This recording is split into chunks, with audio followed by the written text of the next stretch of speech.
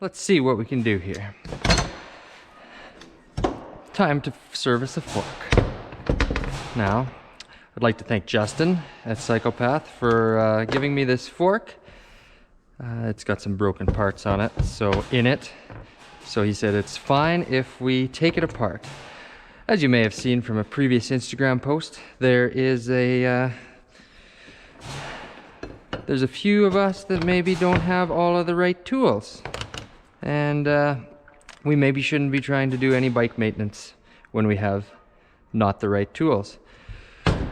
But we're gonna see what we can do here. I have no idea what this wrench is for, where it's from, or what it might do. But why don't we see what we can do with not the right tools on this fork? So the first thing we're gonna do, we're gonna try to take the bottom off here with channel lock pliers.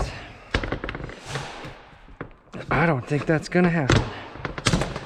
So that's the first thing you do when you use the wrong tools, is you start by stripping your bolts. And I can only imagine what would happen if this was an Allen head down here and you were trying to grab it with something like this. So like, first step in, I've already caved, went and grabbed a ratchet, but let's not say that we're gonna have any disappointments here using my other tools. Now, these forks have to come apart eventually. And you know the real way to do it is to knock it in down here, but sometimes you just don't have time to thread that little nut back on there and hit it with a hammer. But what if we do this?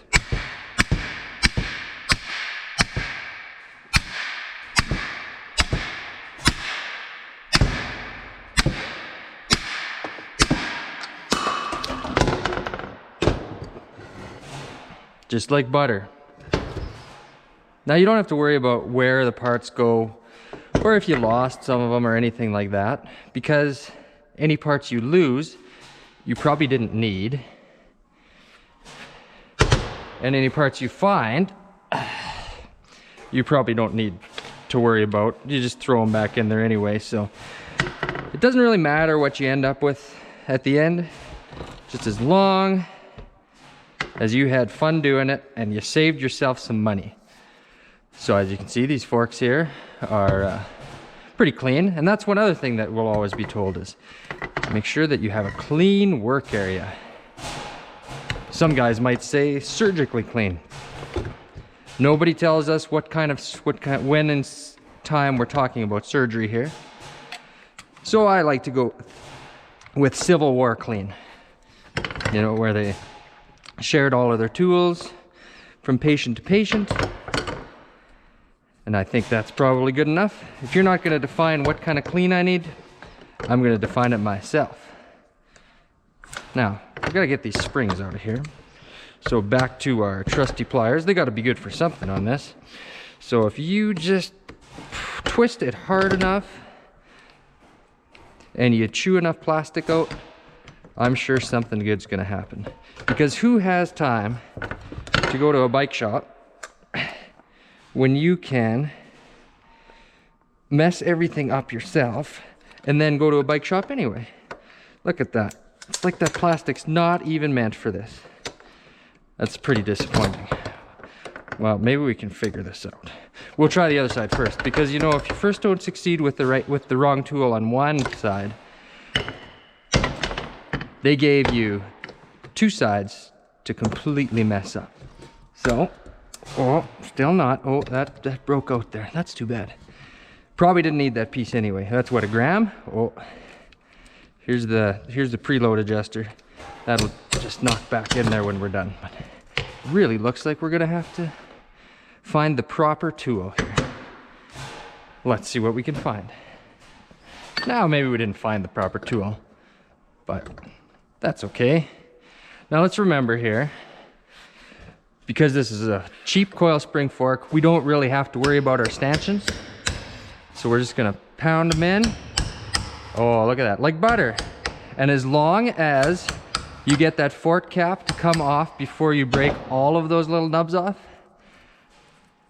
I would call it a successful operation. There we go. Here we go. There's one. Push that up from below. There's that coil. I think they heard that coil forks are coming back. Well, Sun Tour never left them. Let's try this side here now too. Oh, I might have to clamp this fork in here. And really, once you got that side scarred up, you really want to scar that other side up the same way so you have equal performance. And don't be afraid to really crank on that, because oval tubes are just as good as round ones. Oh, see that move? Here we go. Look at that. Just like in the bike shops. Now, here's where the problem was with this fork. The reason that I have it. In the bottom, just so you know, I'm not just wrecking stuff for fun. Well, I am, but I'm not just wrecking stuff for fun. There's this piece down here that the spring is supposed to float on, right here, and that's broke apart, all broke out. So there's no purpose, no way that this fork was fixable for any real amount of money. And really, when you look at the inside, there's no ability to adjust damping or anything like that other than friction. Only adjustment is preload. It just made more sense for our boys at Cyclepath to get their customer a new fork. Let's get this piece back here. Though that would be substantial weight savings there. Especially if you come from a road bike. That's probably worth another 5 miles an hour. It's almost like putting a NOS sticker on your car. So here we have our forks. Everything inside. Still stuff in those tubes. Don't worry about cleaning that off. Don't worry about cleaning this off. A little bit of dirt in there, that just gives you a little bit more damping. So not a problem at all. So we're gonna go to reassemble this, because it's important to remember how everything goes back together maybe. Drop her in there. This piece here must be for bottoming out. The technology is superb. Throw this thing back in there. Oh, got to get that lined up. It's just that easy. Drop that down there. Now, the purist will probably tell you should make sure that you are using the same stuff in the right leg of the fork, but I mean, really, they look the same. And that's the same on any size of fork. Here you can see your preload adjuster, how that works. Some threaded there, goes in and out. Let's thread that in. This preload was set pretty high. Get that started. Probably hand tight is good, because guarantee you're going to be doing this again if you follow my instructions. Drop this bad boy back down in the bottom. Didn't go again. Shake it around a bit. Falls back in there. See, we are missing that one piece in here, the reason we have the fork, so we'll just wonder what that's for. Oh yeah, that's in the bottom of this leg. Here's this other piece. Let's not forget about those. It's always good to remember where the pieces go, but really, how hard could it be? And what kind of a difference could it actually make when it comes down to it? So other than a hiccup of maybe just having the nuts too tight to start off with, maybe it was torqued a little high from the factory. These guys go down in the bottom here, maybe like this, because they blew apart. I don't know how they went, but I mean, you have, does it fit? Doesn't fit like that. Fits like that. It must be how they go. I would say we are well on our way to a fork rebuild. It's from somewhere. We'll just leave that out for now. I'm sure it'll be fine. Put those through. Little wiggling. If you need to, you can always use the hammer again. Nice thing about everything in a workshop is everything is a hammer. So if you need to use something for a hammer, use it for a hammer. Let's see if we can get this in here. Oh, that's the bad side. We might not get that nut back on. It's probably not a big deal. Really, can't be a problem with safety, can there? If this comes apart, just make sure the wheels don't leave the ground. Let's try this again. Perfect. Why would I use the right tool when I could use the closer tool? Because if there's anything we know about using the right tools, is it makes it go faster, you don't wreck stuff, and you can figure it out, and it comes apart again the next time you have to take it apart.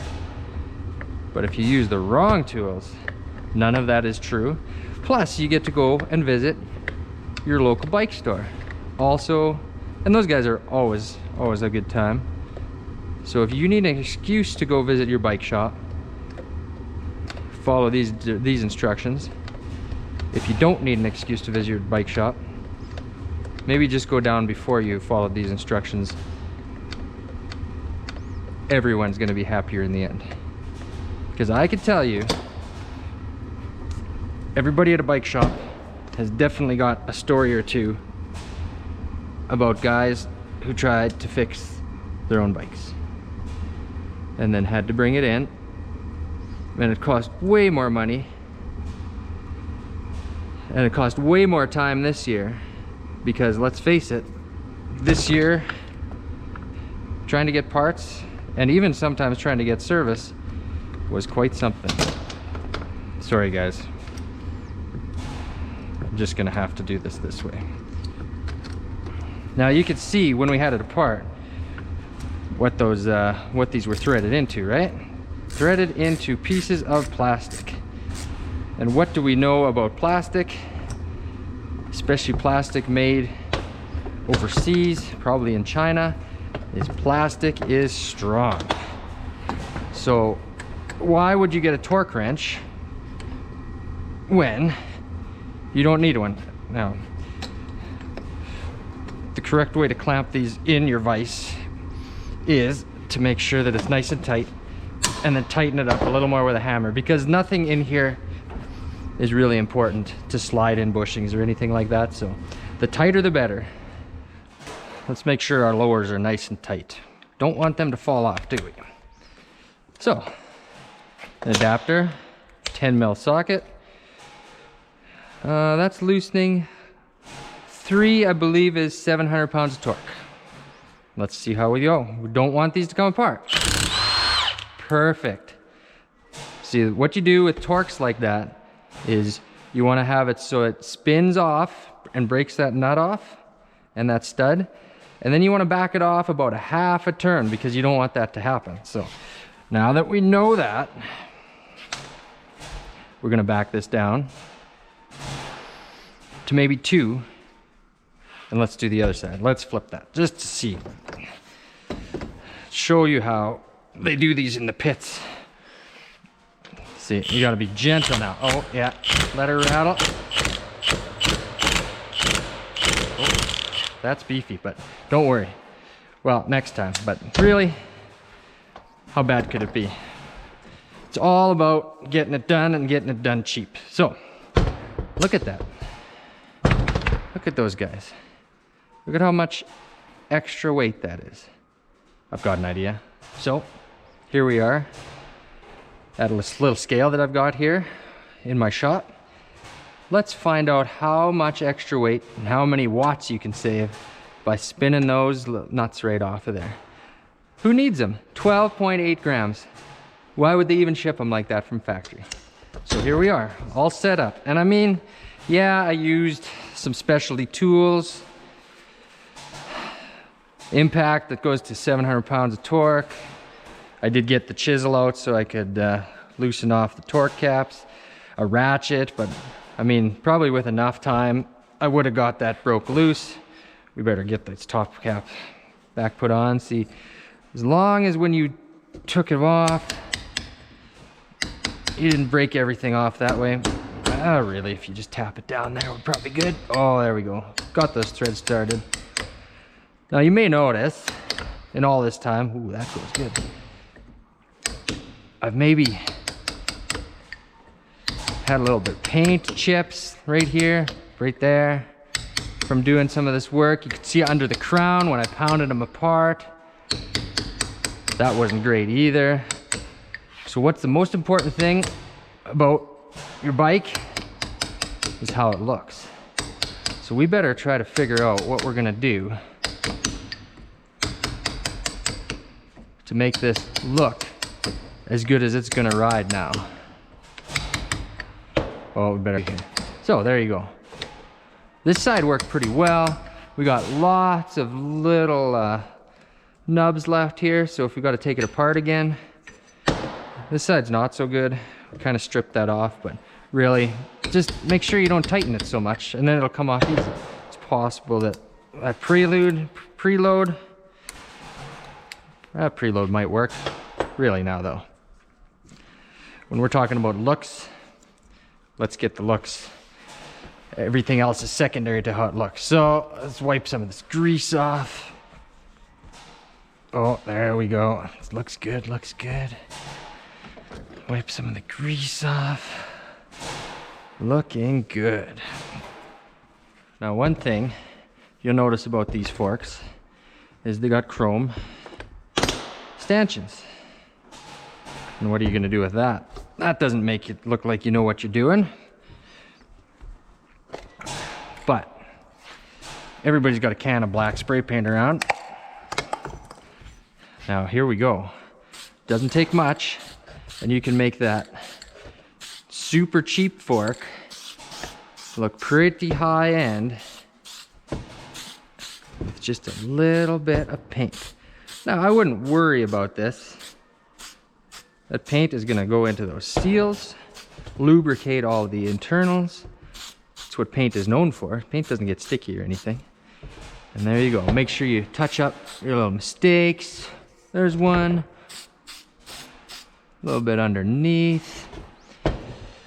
Now you maybe want to go a little stealthy. Make sure you paint up all your warning labels. Looks good. Oh, little stealth there. I mean, if you could find some stickers from somebody that's maybe got a different fork, that would be great. You could make this thing into something very special. Now, everybody knows you want some adjusty dialy knobs up on top, and those are never just the same color as the fork. So maybe a little blue, maybe some blue on the bottom here for the rebound. I don't know. If you got red, you could do red on the other side, make it look pretty fancy. That is a good looking fork. Now, I didn't have any,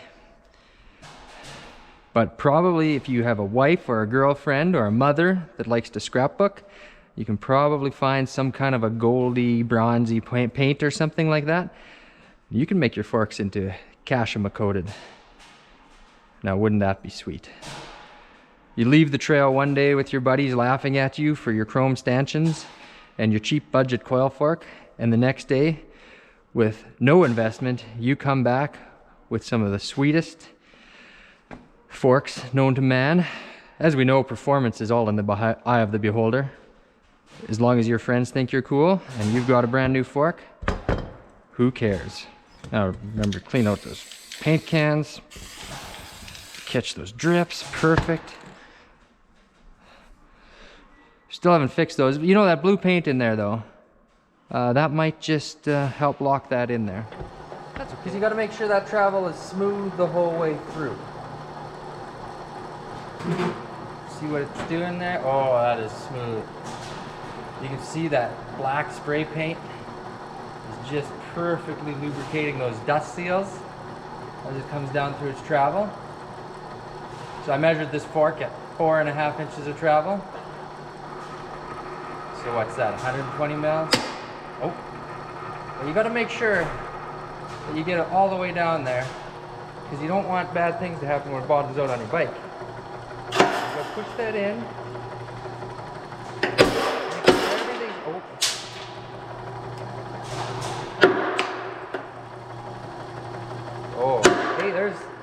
There's for your fat bikes right there. Got a little more, more clearance there. Perfect. Oh yeah. Oh.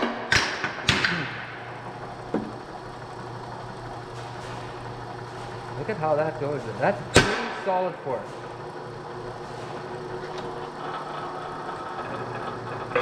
And there we have it.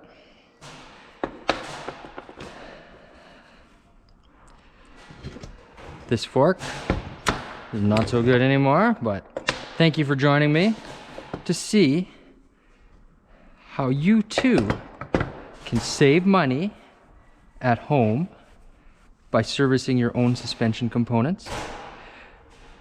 Unfortunately, the paint all scraped off when we did the travel test.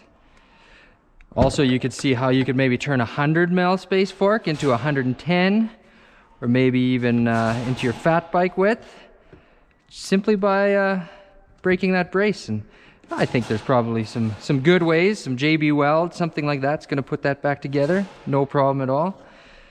And yeah, there's no reason unless you have just a little bit of time and the incorrect tools and not a lot of knowledge, that you too couldn't have a fork that looks this good in not very long.